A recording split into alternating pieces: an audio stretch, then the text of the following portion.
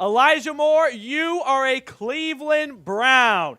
The Browns have made a splash move trading for Jets wide receiver Elijah Moore. We're going to break down that trade. We're going to get through the details and all that good stuff on today's Browns Report. Matthew Peterson here, live at the moment, going through the trade, live reactions, takeaways, all that good stuff. So let's get right into it. The trade details in and of itself, the Browns get Elijah Moore and the Jets' 74th overall pick in the draft. That's an early third-round pick, kind of a mid to early. The Jets get Cleveland's 42nd overall pick. Now, hand up, when I got the notification that the Browns got Elijah Moore, it was like a little bit of a roller coaster. Yes, let's go. Let's go. But when I saw it costing the 42nd, went downhill a little bit. But then when I saw they got the 74th pick back, we went back up. Basically, if you toss this into a trade calculator, you got Elijah Moore for an early third-round pick. That's how you should look at it. Don't look at this as the Browns got Elijah Moore for a second. Getting a third back sort of waters down that second-round pick. You can basically look at it this way. Would you rather have Elijah Moore or pick 30 spots earlier in day 2 of the draft? I'd rather go with Elijah Moore because I know the draft is not a guarantee. You want to know who the third-round pick was, a wide receiver? Anthony Schwartz. Elijah Moore, and we'll look at some stats in just a second, is a lot better than Anthony Schwartz. Now, initially, I thought that Moore would be a bit cheaper than a second-round pick. So if you're sort of on the fence right now, I feel you. Because when I did mock trades for Elijah Moore, I thought it'd be more like a fourth. But, you know, if the market was that was the market. I don't think this is a dramatic overpay, though. I would have been a little less excited if it was more for the 42nd overall pick. But getting that third back, I think, is a sneaky good pickup. And we'll look at the updated draft picks for the Browns in just a quick second. But when big news breaks, we go live here at the Browns Report. We don't sleep on anything. So help us grow to 18,000 subscribers. If you haven't subbed yet, I'd really appreciate it if you hit that sub button. That way we can get you guys more Browns content, because at Chat Sports, the more subs, the more studio space, the more videos. It's a nice circle of life here. So if you're looking for a free Browns YouTube channel, this is the home for you. Now, Elijah Moore's stats. Let's look at it from his rookie season to his sophomore season. So in year 1, the guy only played 11 games. Former second-round pick out of Ole Miss. In 11 games with Zach Wilson, 538 yards and 5 touchdowns. Not too shabby. Now, then a guy named Mike LaFleur rolled around, the offensive coordinator for the Jets. And he shadow banned Elijah Moore. Didn't incorporate him into the offense. Remember, Elijah Moore wanted a trade midseason. Didn't feel like he wanted a trade because he was a cancer in the locker room or anything like that. He just felt that he knows that the first 4 years are so important for a player to show their worth so they can get the bag in free agency the first time that rolls around. That wasn't happening with the Jets.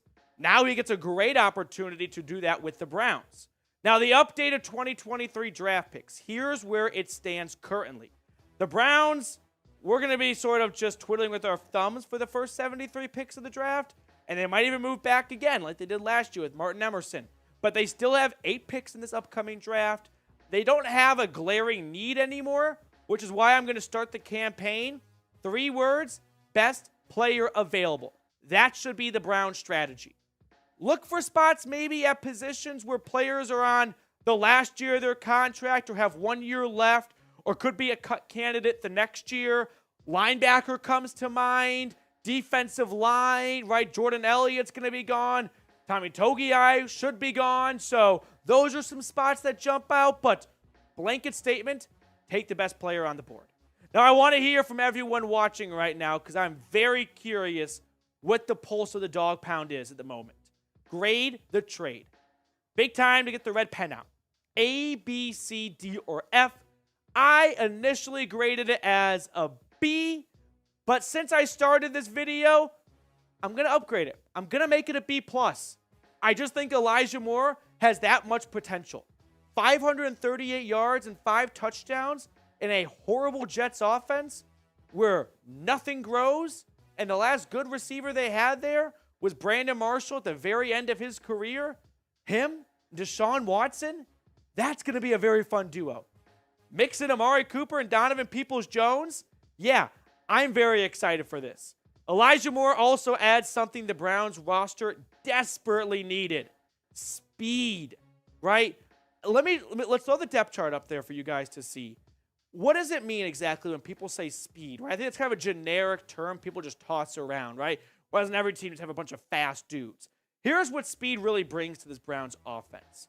When Deshaun Watson, who loves to extend plays, is scrambling, who's going to work themselves back to the quarterback quicker? Amari Cooper or Elijah Moore? Elijah Moore. Cooper's great at running routes, and he wins a lot of them. But there's some good DBs out there that get their fair share of wins. So when Cooper's route doesn't result in him being open or the ball being thrown, he's not necessarily the best at coming back to the quarterback because he doesn't have that top speed. Elijah Moore, he can filibuster. He can turn the burners on. He can stretch the defense. He can add new things and new wrinkles to the game plan because teams know we can't just sort of stuff the box or play these low zone coverages. We've got to respect the speed threats that Elijah Moore brings. In fact, if you look at it by the numbers, Moore in the slot, his first year, just 28% of the snaps on offense. In year 2, that jumped to nearly 50%. I think we're going to see that number go up even more in year 3 with the Browns, with Cooper and DPJ on the outside, Moore in the slot, Watson in shotgun, Chubb in the backfield, RPOs galore. Good luck. You're screwed. Like, I hate to really just be an absolute sheep and get super drunk on the Browns roster, but how can you not? This roster is loaded. Deshaun Watson, Nick Chubb, Amari Cooper, Myles Garrett, and I've still got more fingers to count. This is a very good team. And with that, Kevin Stefanski, I know you're watching. You can't screw this up.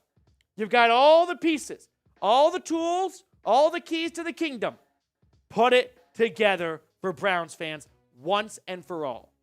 And with that, we will transition to everyone pouring one out to the Jerry Jeudy trade rumors. And I'll also sort of mix in DeForest Buckner trade rumors. I think the Browns are probably not going to do much. Maybe another signing, a low-level one until the draft. Andrew Berry's a surprising dude. He made 2 blockbuster trades last year for Cooper and Watson, so don't rule it out.